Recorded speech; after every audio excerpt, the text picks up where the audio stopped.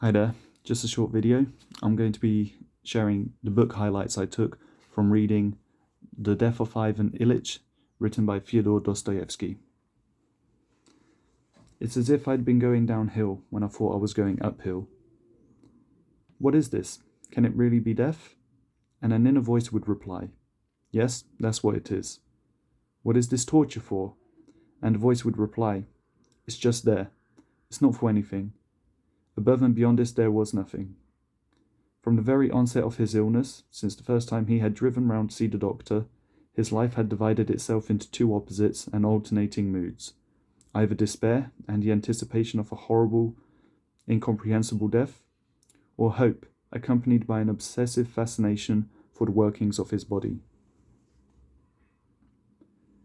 In these last days of terrible solitude, Ivan Ilyich lived only by recreating the past.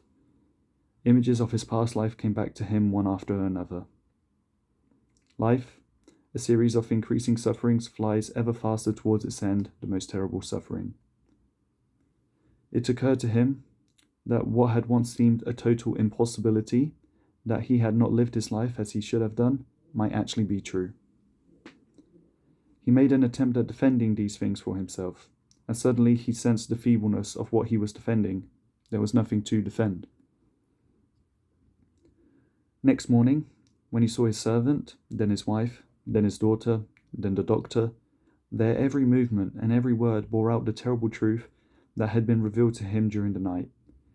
In them he saw himself and all he had lived by, and he could clearly see that it was all wrong. It was all a gross deception obscuring life and death. At the moment when he had answered his wife, he had realized he was done for. There was no way back. The end was here, the absolute end, and his unresolved doubts would remain as doubts. What was preventing him from getting through was his insistence that his life had been a good one. This vindication of his lifestyle was holding him down, preventing him from moving on, and causing him the greatest suffering. I'm still trying to wrap my head around the idea of death and what to do with what little time I've got alive.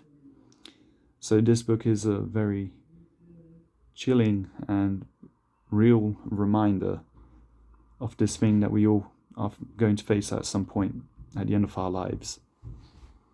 It's very interesting to see how Ivan Ilyich's perception of it is portrayed, how the people around it sort of perceive it, how the people familiar with him perceive it.